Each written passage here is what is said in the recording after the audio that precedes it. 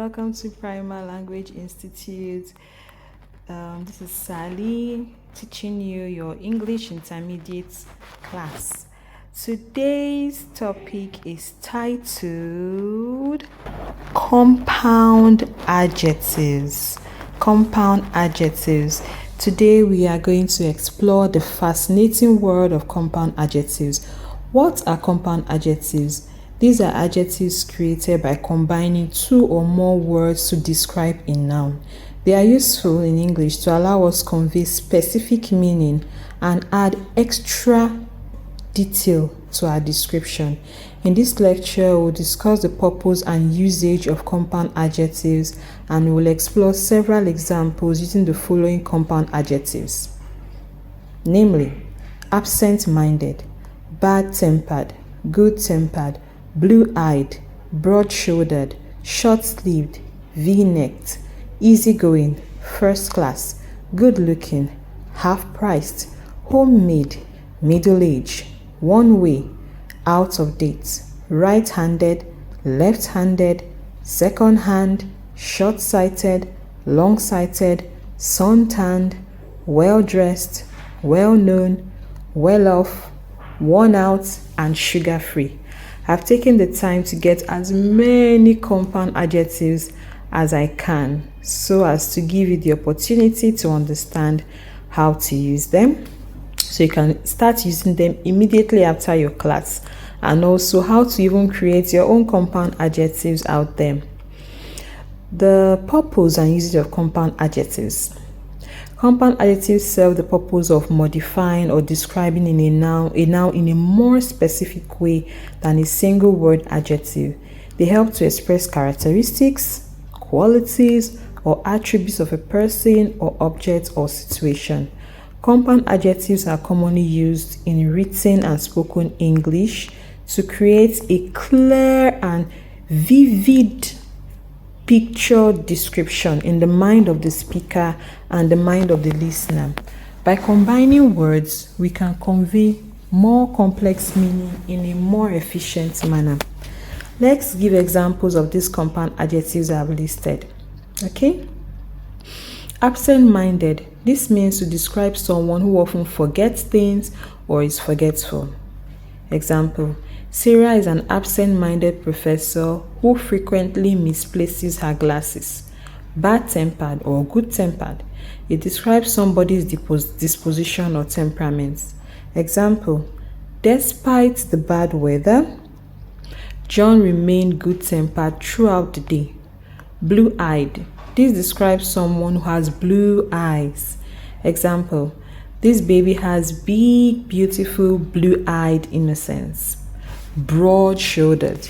This describes somebody with wide or broad shoulders. Example: The athletes had a muscular build and broad-shouldered frame. Short-sleeved. It describes a garment with short sleeves. That's what we call in Nigeria shorthand, but it's not shorthand, it's short sleeves. Example: He wore a short-sleeved shirt to stay cool in the summer heat. V-necked. This describes a garment with a neckline shaped like the letter V. Example: She looked elegant in her V-neck dress at the formal event. Easygoing. This describes somebody who has a natural disposition to be relaxed, flexible, laid back.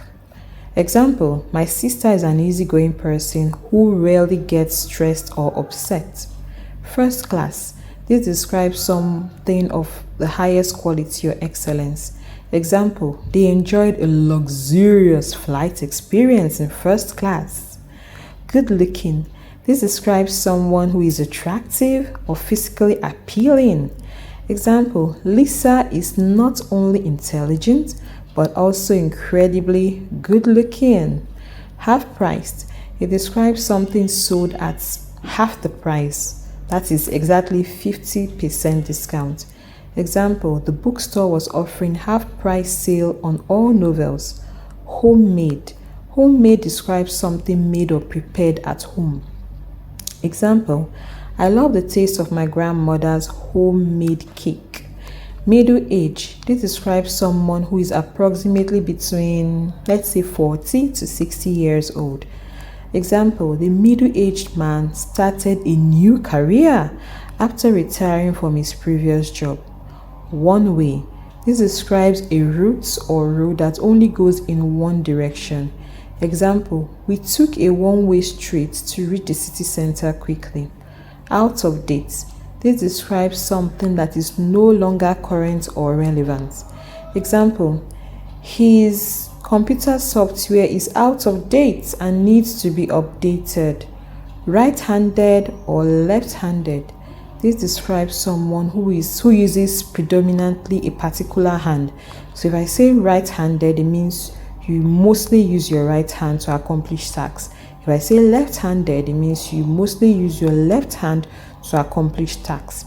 Example, Sally is right-handed and finds it challenging to write with her left hand, which is true. I'm actually right-handed. Second hand. This describes something previously owned or used by someone else. Example, she bought a second-hand car to save money. Short-sighted or long-sighted. This describes somebody's visual ability to see clearly at a close or far distance. So if you are short-sighted, it means you cannot see things that are far. If you are long-sighted, it means you can see things that are close to your eyes, that are close. Example, Jane needs glasses because she's short-sighted and can't read distant signs.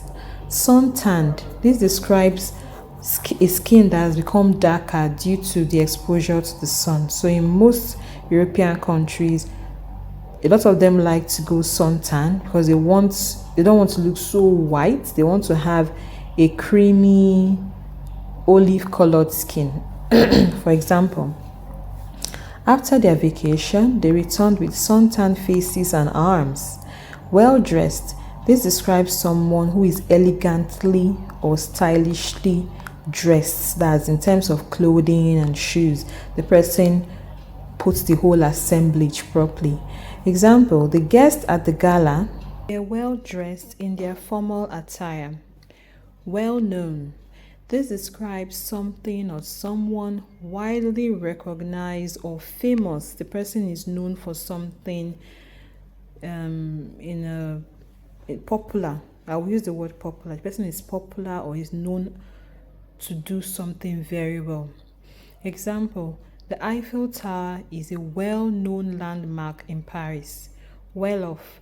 This describes someone who is financially prosperous or wealthy.